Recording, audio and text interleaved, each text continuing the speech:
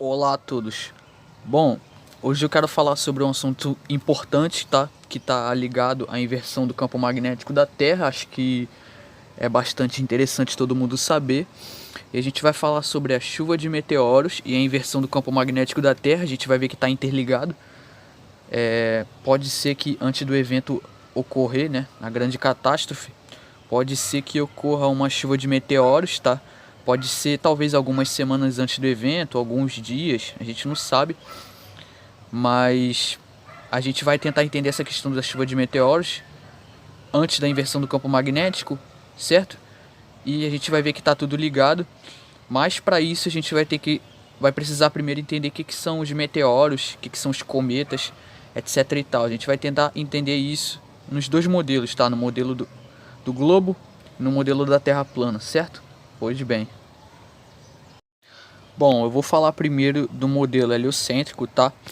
Pois bem, então a maior chuva de meteoros que a gente tem registrada, né, ocorreu em 1833 e foi documentado como uma das maiores chuvas de meteoros, e ela estava associada com o fim do mundo, certo? Foi uma chuva mesmo de estrelas. E, claro, os religiosos daquela época, eles pensavam que aquilo ali representava a volta do Messias e que ele ia voltar em algum momento, talvez durante ou depois da chuva de meteoros, né, vamos dizer assim. E isso foi mais ou menos o que os habitantes do hemisfério norte, certo? Da parte norte, do nosso modelo, do continente americano experimentaram. E aconteceu nas noites de 12 e 13 de novembro, certo? Então vamos olhar um pouquinho aqui, ó. O fenômeno astronômico conhecido como chuva de meteoros de Leônide ocorre a cada 33 anos. A gente vai chegar nessa questão dos 33 anos, tá? A gente vai ver mais coisas, certo? Espera um pouco. Então ele diz assim, ó, sempre que a Terra se aproxima do rastro deixado pelo cometa Tempel-Tuttle, a cauda do cometa é composta de partículas sólidas, congeladas, conhecidas como meteoroides. Ou seja, meteoroide, né? Ou seja, a composição desses cometas, dessas caudas que são deixadas pelos cometas, e essas caudas ela entra na órbita da Terra, ela é de gelo, certo? E a gente vai ver que, com base nessa chuva de meteoros que ocorreu em 1833, foi daqui que eles tiraram como base e montaram um modelo, e esse modelo ele permanece até hoje, ele é bem aceito até hoje. Eles tiraram com base nesse acontecimento, certo? Então eles fizeram um modelo e eles eles chegaram a uma conclusão de que a cada 33 anos acontecia esse fenômeno da chuva de meteoros, acontecia com mais frequência, vamos dizer assim, com mais intensidade, certo? Então eles, de acordo com esse modelo, eles dizem que esse evento ocorre a cada 33 anos, certo? Ou seja, passou 33 anos, eles tem certeza que vai acontecer o evento. Só que o que a gente já vai ver aqui daqui a pouco é que isso não é mais ou menos, tá? Mais ou menos a cada 33 anos. A gente vai ver que isso varia. Por quê? Porque às vezes a gente tem, às vezes acontece, às vezes não acontece, certo? Ou seja, nem sempre é muito preciso esse modelo. A gente vai ver que esse modelo tem falhas também. Mas é isso que o pessoal acredita, né? De acordo com esse modelo astronômico heliocêntrico, né? Então, e elas são ejetadas à medida que eles sofrem derretimento ao se aproximar do Sol, certo? Esse gelo, ela é ejetada, essa cauda de gelo é ejetada porque eles sofrem um derretimento quando se aproxima da órbita do Sol, certo? Eles dizem que as partículas viajam a grandes velocidades, certo? Quando entram na nossa atmosfera terrestre, sofrem atrito, certo? Ou seja, esse rastro deixado pelo cometa, ele vai entrar em contato com a nossa atmosfera, ele vai queimar, certo? É isso que eles estão dizendo aqui, porque eles sofrem derretimento quando se aproxima do Sol, ele vai sofrer um atrito, e elas são visualizadas como bolas de fogo no céu noturno. E a chuva de meteoros pode progredir para as chamadas tempestades de meteoros, dependendo da intensidade registrada. Então a gente vê aqui que a tempestade de meteoros foi a maior que tem notícia. E o fenômeno ele causou muita comoção, certo? Nas pessoas que testemunharam. Elas tinham certeza que o mundo estava prestes a acabar, numa chuva de fogo vindo do céu. Na Terra plana, o que é essa chuva de fogo vindo do céu? A gente sabe que no modelo da Terra plana isso é o plasma, certo? Só que a gente vai entender isso um pouco mais para frente, mas vamos tentar entender um pouco o que tem por trás do modelo heliocêntrico, a gente vai tentar perceber um pouco as falhas dele, certo? Bom, então é mais ou menos isso aqui, ó. A gente tem lá a Terra, certo? A gente tem o Sol, a gente tem a órbita da Terra, e nisso a gente vê que o cometa, ele deixa um rastro, certo?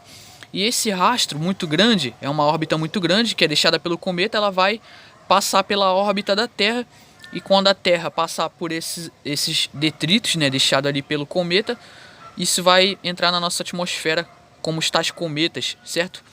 Esses fenômenos meteorológicos que eles conseguem observar, certo? Os tais cometas. E qual é a composição do cometa? O cometa, ele é gelo, certo? Eles dizem também que tem uma parte sólida, porém ele é gelo, certo? Por causa da cor eles conseguem deduzir isso, a gente vai ver isso um pouco mais para frente. Mas aqui a gente tem a Terra, a gente tem aqui o Sol, e a gente vê que sempre uma órbita passa pela órbita da Terra. Sempre uma órbita de cometa, um rastro é deixado na frente, exatamente na frente da órbita da Terra. E lembre-se, ó, isso aqui, nessa representação, lembre-se que isso aqui tem uma distância de milhões de quilômetros de distância, certo? Acho que mais de 100 quilômetros de distância, se eu não me engano.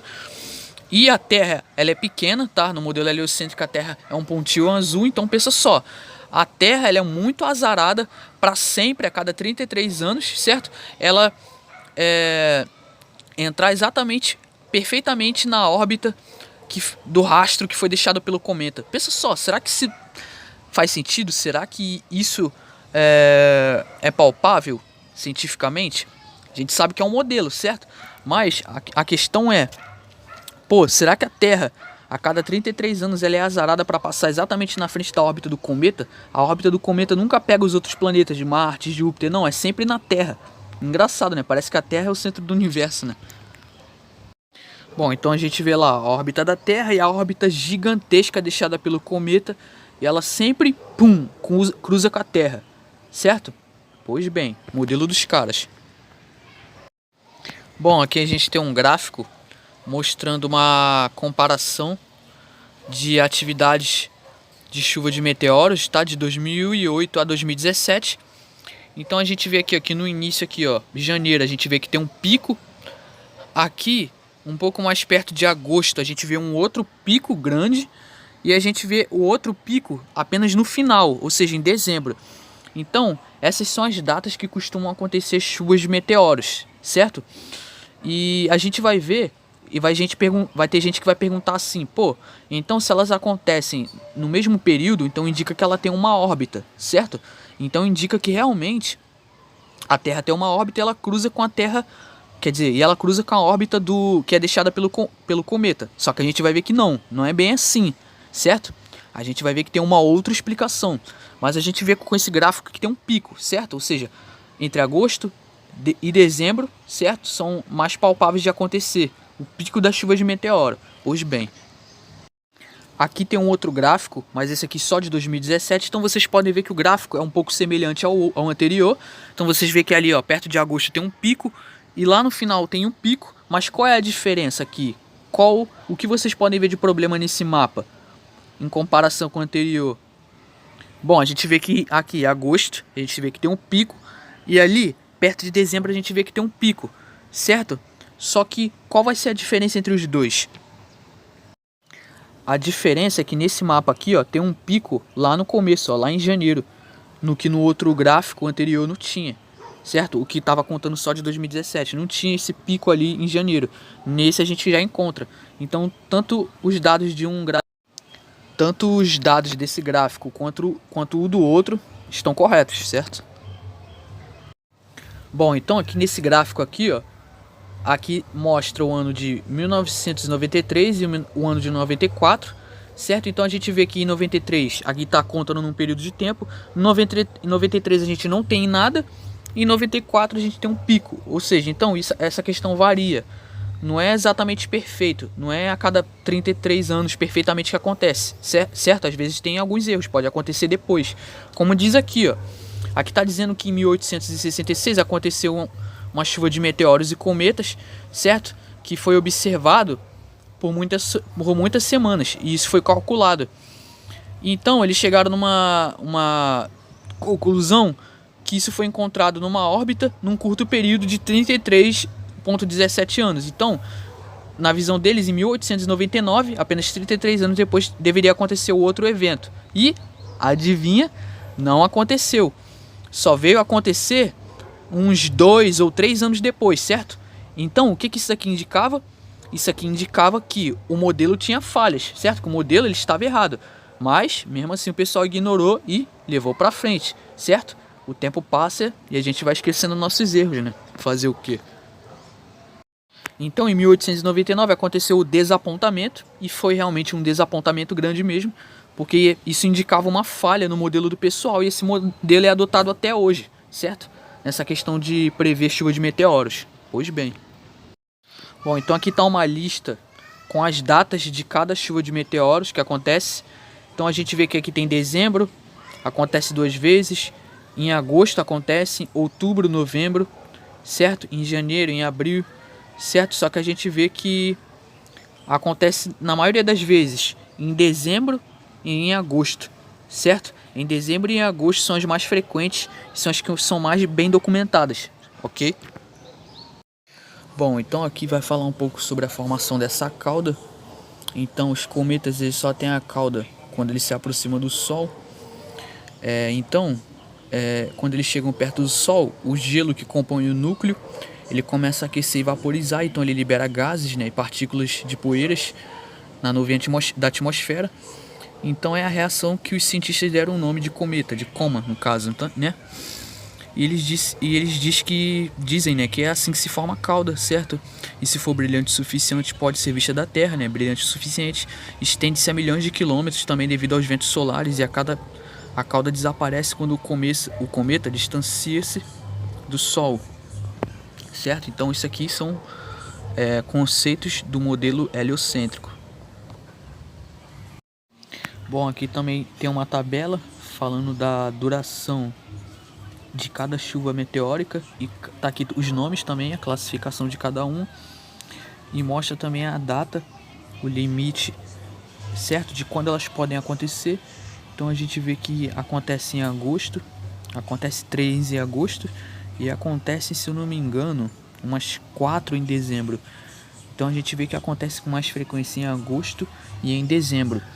Daí você vai dizer assim, pô, se não tem órbita, isso que a gente chama de cometa e meteoros que atingem a Terra nessas datas, se não tem cometa, então como é que ela pode acontecer nas mesmas datas do ano sempre, se não tem uma órbita, se a Terra não está orbitando? Ah, espera um pouquinho aí que a gente já vai ver isso aí, relaxa. Bom, isso aqui é a continuação da tabela anterior que eu mostrei para vocês. Então na tabela anterior vocês viram o nome, vocês viram as datas, tudo bonitinho, de quando acontece a chuva de meteoros. Qual é a diferença dessa parte aqui da lista para outra? Qual é a diferença? O que vocês conseguem enxergar de problema aqui? É que aqui, ó, vocês estão vendo que tem várias partes aqui em branco no final. Essas partes aqui do final são, na verdade, o corpo parente, ou seja, o corpo que originou o cometa, certo? Que deixou o rastro, que vai deixar o rastro, e esse rastro vai cruzar com a órbita da Terra e vai causar os fenômenos que a gente conhece como chuva de meteoros, porque esses atritos vão entrar aqui na atmosfera. Então vocês podem ver que tem várias partes aqui que está em branco e alguns está preenchido. Por que está em branco a maioria dessas partes aqui que a gente está vendo? Porque o pessoal não conseguiu identificar qual era o corpo, certo? Ou seja, aqui eles chutam o nome de alguns. Só que isso significa que é fato? Significa que é verdade? Não, significa que ninguém questionou. Eles apenas propuseram esses nomes porque eles chegaram a essa conclusão de alguma forma, mas não significa que seja verdade, porque pode ser especulativo, ninguém questionou. Mas esses que estão em brancos são os que eles não conseguiram deduzir, certo? Eles não conseguiram saber de nenhuma forma qual foi o corpo parente, o corpo que originou aquele cometa, certo? Ou seja, o pessoal consegue apontar os seus telescópios e eles dizem, os cientistas, né? A ciência moderna diz que eles conseguem observar variações gravitacionais em corpos que estão depois de Plutão, ou seja, depois de Plutão os caras conseguem identificar anomalias gravitacionais nos corpos, mas não conseguem com a tecnologia que tem hoje, que é suficiente para isso, eles não conseguem identificar qual é o corpo que dá origem a um cometa. Olha só, esse é o mundo que a gente vive, infelizmente. O cara consegue observar variações gravitacionais no planeta depois de Plutão, mas não consegue observar, não consegue saber qual.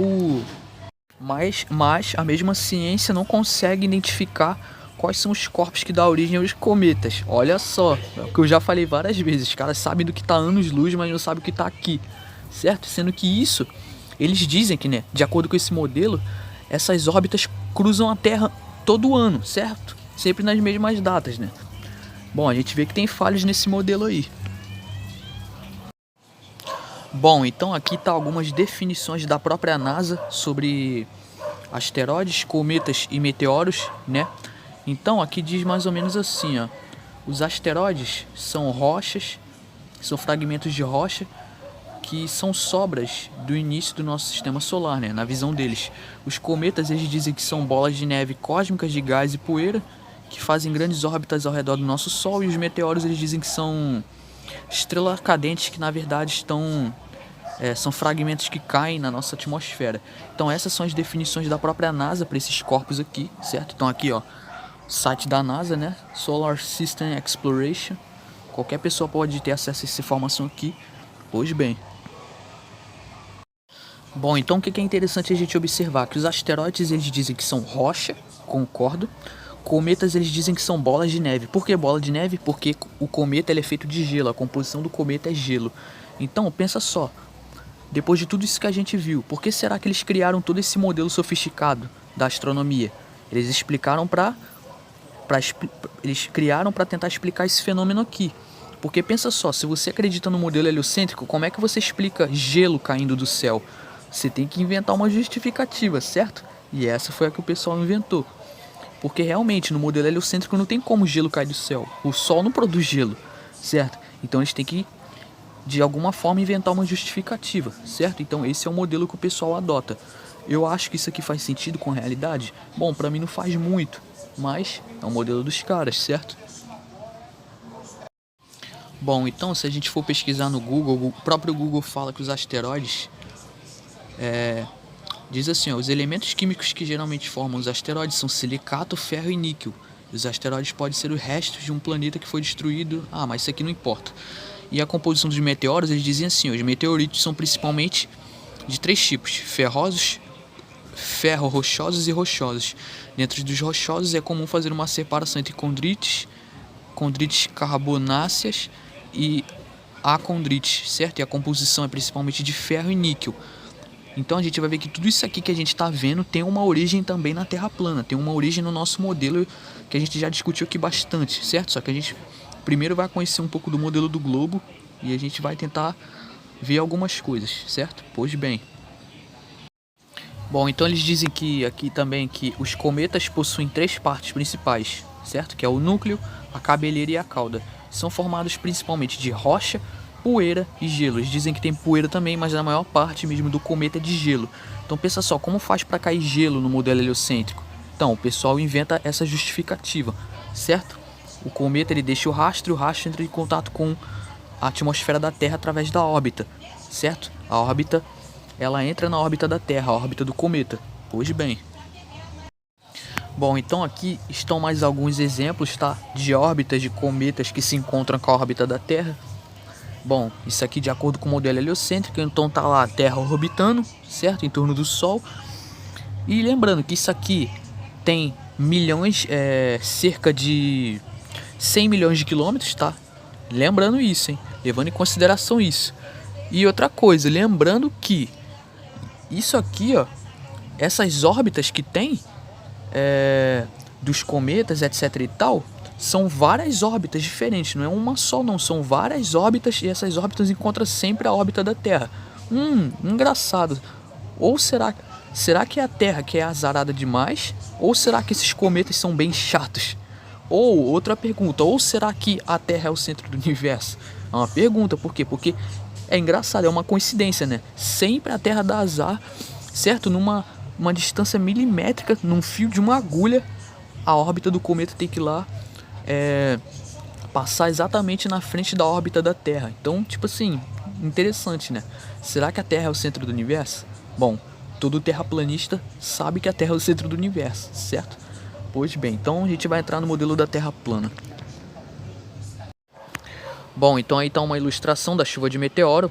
O pessoal diz que caiu cerca de 70 mil meteoros a cada 1 hora, se eu não me engano, 70 mil meteoros a cada 1 hora, certo?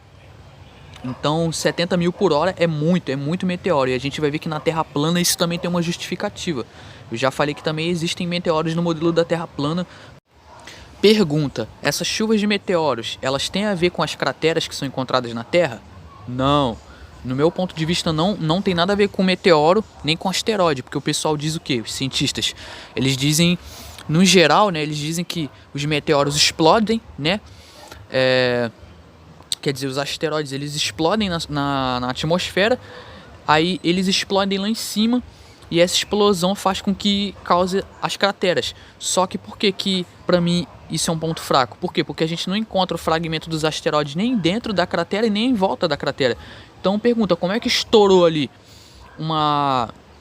como é que estourou um asteroide que em tese é rocha, certo? Como é que ele estoura na atmosfera e não deixa nenhum resíduo, não deixa nenhum rastro em volta, que evidencie que realmente o objeto estourou? Pra mim não faz sentido. Por quê? Porque no modelo da Terra plana, as crateras são geradas pelo plasma, certo? Eu já falei sobre isso em vídeos passados. É a queda do plasma em pontos específicos que faz com que cause essas crateras aqui que a gente vê. Isso não tem nada a ver com meteoro, nem com asteroide, certo? Pois bem. Então vamos lá. Então, como funciona isso no modelo da Terra plana? Então, aqui está um modelo de Terra plana. Aqui do lado tem aquele modelo que eu falei do David LaPointe, o modelo eletromagnético de campos primários. Então a gente sabe que aqui na superfície o campo magnético ele aponta para baixo, é o que mantém a gente no chão, certo? Que mantém as coisas no chão. E a gente sabe que na parte de cima o campo magnético ele aponta para cima, então ele que está segurando o domo de gelo, certo? E o mesmo campo magnético é responsável por segurar o plasma, ele mantém um plasma bem acima, certo? O plasma não está tocando o domo, porque o campo magnético mantém ele bem lá em cima, repele ele lá em cima. Ele responde fortemente ao campo magnético da Terra. E o plasma está acima e fora do domo da Terra. Ele está confinado num tubo magnético. O nosso firmamento ele não é o domo, tá? Nosso firmamento ele é o campo magnético. O domo de gelo ele se formou, certo?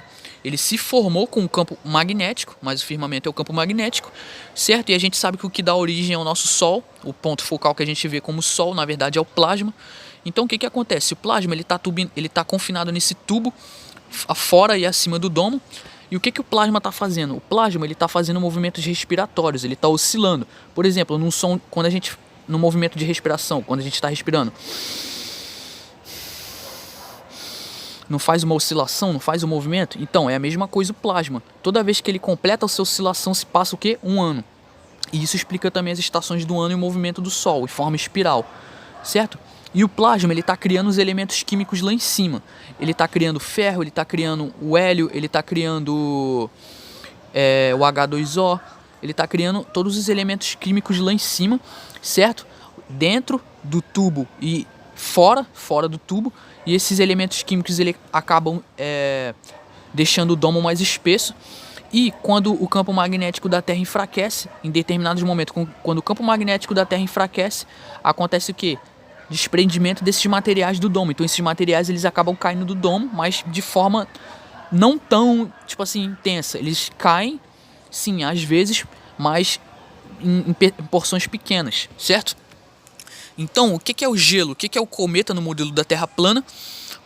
O cometa são, na verdade, o domo de gelo, certo? Porque pensa só, no modelo heliocêntrico não tem domo de gelo, certo? Para cair cometa. Então eles têm que justificar dessa forma, que o cometa deixa um rastro de gelo que cruza com a órbita da Terra. Mas no modelo aqui da Terra plana, os cometas...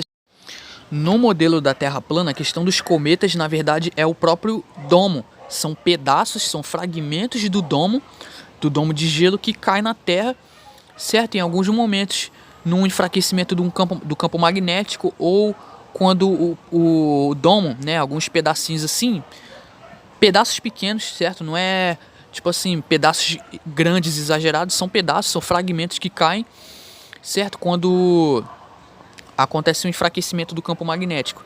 E a mesma coisa a questão dos asteroides e meteoros. O que são os asteroides? São, na verdade, jazidas de ferro. Jazidas de ferro que são depositados pelo plasma e o plasma acaba trazendo para a Terra. Ou numa inversão do campo magnético, quando ele traz os elementos químicos todo para a Terra e traz muita jazida para a Terra também. Ou então, às vezes, quando alguns materiais acontecem, eles se desprendem do domo, certo? Então, quando eles se desprendem do domo, eles se desprendem às vezes porque o campo magnético está mais enfraquecido. Então, favorece com que isso aconteça e isso cai na Terra como em forma de jazidas. E é isso que a gente conhece como asteroides e os meteoros também, certo? E a questão dos cometas, na verdade, é o domo de gelo. Então, vocês veem que na Terra plana é bem mais fácil de justificar, certo? No modelo da Terra plana é bem mais simples de entender essa questão, certo? E essas chuvas de meteoros, que acontecem sempre quase sempre nas mesmas datas, né, mais ou menos, isso não tem nada a ver com órbita. A gente vai ver que isso, na verdade, tem a ver com a temperatura. É a temperatura, ou seja, o calor extremo, com que faz que, às vezes, o domo de gelo fique um pouco fragilizado e caia alguns pedaços deles aqui na Terra, em forma de cometa, que é o que o pessoal do globo interpreta como um cometa. Mas na Terra plana são pedaços do próprio domo. E os asteroides são o quê? São as jazidas de ferro. Então, o cometa, qual é a composição do cometa? Gelo. A Terra plana, o domo, ele tem gelo. Qual é a composição do asteroide? É o quê? É silicato, é rocha, ele tem ferro. Ou seja, o que o plasma está criando lá em cima? O ferro, o silicato, a rocha, certo? Ele cria rochas, ele cria jazidas de mineral, o plasma, certo? Pois bem. Bom, então nessa imagem eles vão dizer a mesma coisa, ó, que o asteroide ele é feito de ferro, certo? Aqui o cometa, gelo, e eles vão falar que essas bolas de fogo são quando na verdade esses componentes aqui entram em contato com a atmosfera, eles queimam e a gente observa como bola de fogo, né? Quando na verdade os meteoros e os asteroides entram na atmosfera. Mas isso aqui que eles dizem, eu concordo. O asteroide é feito de ferro e o cometa é feito de gelo, só que o que eu não concordo é que isso não tem uma órbita, como eles dizem, não tem uma órbita. Isso está ligado com a questão do próprio plasma no modelo da Terra plana, certo? Bom, então agora a gente vai tentar entender essa questão do clima. Por que isso acontece quase sempre nas mesmas datas? Bom, isso tem a ver com a temperatura. Bom, aqui a gente está vendo o mapa de Terra plana. A gente está vendo aqui a linha do Equador, que é essa linha azul. A linha vermelha é o Trópico de Capricórnio. E o Trópico de Câncer é essa linha verde. Então o que acontece? Como acontecem as estações do ano? Acho que todo mundo aqui já sabe, quase todo mundo. Quando o Sol está girando no Trópico de Câncer, certo? É verão na parte norte e inverno na parte sul, que a gente chama de hemisfério. Vou falar hemisfério para tornar a compreensão mais simples. Então, no hemisfério norte, é verão quando o Sol está girando no Trópico de Câncer e é inverno na parte sul. Daí, quando o Sol ele passa do Trópico de Capricórnio, passa pela linha do Equador e entra no Trópico... Não, quando ele está no Trópico de Câncer, ele passa pela linha do Equador e passa pelo Trópico de Capricórnio. Quando o Sol fizer o seu giro, na verdade é o movimento do plasma, né? A espiral de plasma, ele vai fazer uma espiral maior e uma menor, porque o plasma, como eu falei, acima do domo, ele está num tubo confinado e ele tem um movimento de compressão, certo? Compreensão e alívio da pressão, ele faz um movimento respiratório, está oscilando, e ele faz com que a espiral de plasma seja maior e faça com que o Sol circule nesses dois trópicos. Então, quando o Sol está circulando no Trópico de Capricórnio, é verão na parte sul, Brasil, sul da África, Austrália, Oceania, etc. E fica inverno na parte norte. Pois bem, o que os cientistas dizem? Os cientistas dizem que, na visão da ciência, eles dizem que o inverno... Não, eles dizem que o hemisfério sul ele é mais frio do que o hemisfério norte. Mas aí você vai dizer assim pra mim, pô, não faz sentido, porque eu vejo nevar nos Estados Unidos, no Canadá e nunca vi nevar no Brasil, nunca vi nevar no Rio de Janeiro. Realmente, não faz sentido, mas na visão da ciência é assim, na visão da ciência, por quê? O sul ele vai ser mais frio do que o norte. Por quê? Porque o sul ele tem mais oceano, ele tem uma distribuição de oceano muito maior do que na parte norte.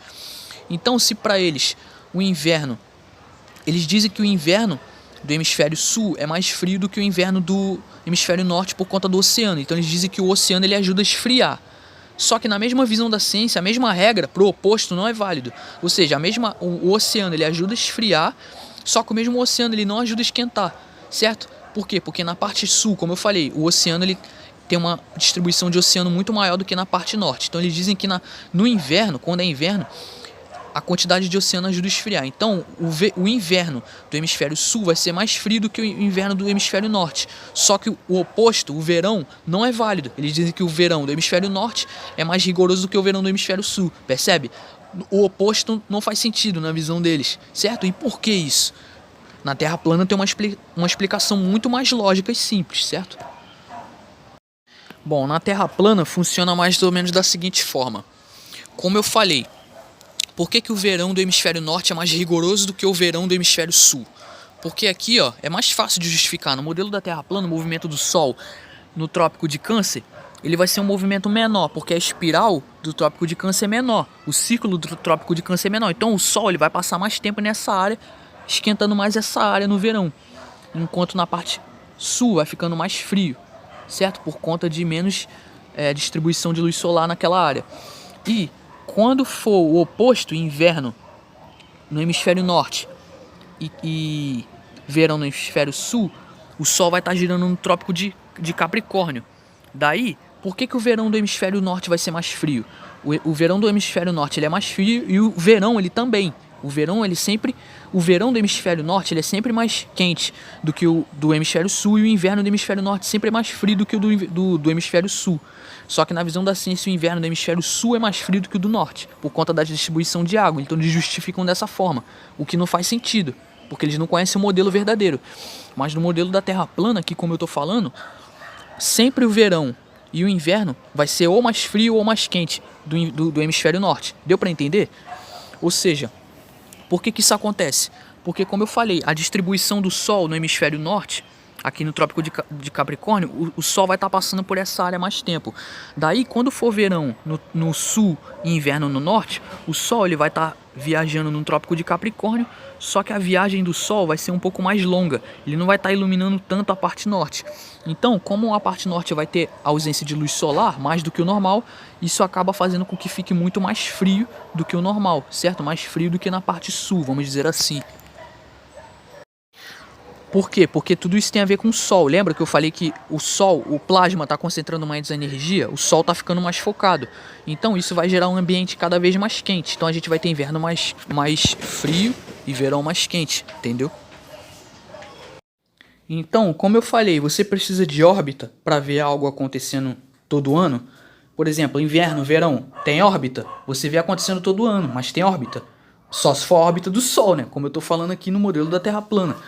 Tem uma explicação mais simples, mas a ciência tenta justificar isso como? Usando a questão do oceano, certo? O oceano ajuda a esfriar, mas não ajuda a esquentar no ponto de vista deles.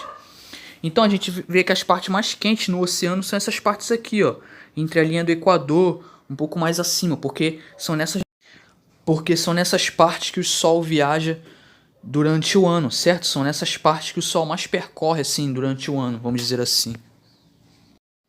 Então, com base em que eu falo isso? Que o plasma cria os elementos químicos acima do domo, no tubo de plasma. Com base nesse estudo aqui, ó, convecção de Markland. Qualquer pessoa pode pesquisar sobre isso aqui. Bom, a convecção de Markland é um processo importante na cosmologia de plasma, no estudo de plasma, para a teoria do universo elétrico. Teoria que, na verdade, a gente sabe que é um fato, não é uma teoria, é um fato. Tem cientistas que estão acordando para essa questão. As convecções de Markland criam resultados interessantes para plasma com os filamentos de Barkland, que são correntes de Barkland. Então aqui tem um artigo da Nature, certo? Que é uma das maiores revistas de prestígio de divulgação científica. Então diz assim, ó, convecção de plasma em força livre em campos magnéticos é como um mecanismo para separação química e cósmica de plasmas, certo? Então tem artigo na Nature, publicado na Nature, certo? De 1979, publicado dia 1º de fevereiro de 1979, certo? Então não é uma coisa assim, de hoje. Isso é uma coisa conhecida muito tempo atrás, certo? Então, não é uma coisa assim, tipo, conhecida agora, uma coisa exclusiva. Não, já era conhecido há bastante tempo. Bom, então aqui diz, ó, a convecção de Markland é um processo de convecção de plasma natural que ocorre em correntes filamentares que podem causar separação química e pode ocorrer dentro de um plasma com um campo elétrico associado que causa convecção de íons e elétrons para dentro e em direção a um eixo filamentar de torção central. É um gradiente de temperatura dentro do plasma, que também causará separação química com base em diferentes potenciais de ionização. Bom, o mecanismo fornece um meio eficiente de acumular matéria dentro de um plasma, ou seja, ele vai criar uma matéria, ele vai criar um tipo de elemento químico em um plasma parcialmente ionizado, e as forças eletromagnéticas atuam no material não ionizado indiretamente por meio da viscosidade entre o material ionizado e o não ionizado. Bom, então tá aqui, ó, convecção de Markland, é um filamento. Dentro desse filamento está confinado o plasma, tá com um campo magnético associado a ele, e ele está criando aqui, ó, o ferro, níquel, silício, magnésio, certo? Ou seja, vai causando uma separação química, um filamento que é um tipo de filamento, e esse filamento faz com que o plasma lá dentro gere os elementos químicos, num processo químico. Então, com base nisso, eu falo com que o plasma acima do domo faz o mesmo fenômeno, porque isso é real, isso é observável, tem pessoas, cientistas, pessoas que estudam isso aqui. Então, pra gente entender agora, pra gente finalizar, porque o vídeo já tá gigante, desculpa galera, mas sim, antes da inversão do campo magnético a gente pode esperar sim chuva de meteoros, talvez semanas antes, ou talvez dias antes. Se a gente vê uma grande chuva de meteoros, isso pode ser uma grande indicativa que sim, que o evento está perto. Lembram do vídeo que eu fiz sobre o druida? Um dos vídeos que eu falei sobre controladores, que o druida, aquele último druida, ele fala que sempre quando, quer dizer, que quando ocorreu aquela catástrofe severa, aconteceu antes o quê? Uma chuva de meteoros seguido de uma tempestade elétrica. No nosso modelo, a tempestade elétrica é o plasma, que vai aterrar na Terra, destruindo tudo, certo? E outra coisa, por que que sempre acontece em agosto, dezembro, nesses períodos? Por que que sempre acontece chuva de meteoros? Porque, pensa só, o verão na parte norte, ele dura 3 meses. Ou seja, junho, julho, agosto, setembro vem o outono na parte norte e a primavera na parte sul. Então, quando o plasma põe mais pressão, ele está gerando um ambiente mais quente, o sol está ficando mais focado. Quando acontece isso, o sol fica mais focado, acaba acontecendo uma fragilidade no domo e libera esses materiais, pequenas partes, queda do domo, e também materiais que se desprendem do domo, certo? São, na verdade, jazidas de ferro. Por exemplo, jazida de ferro pura que foi encontrada em Minas Gerais, que os geólogos acharam.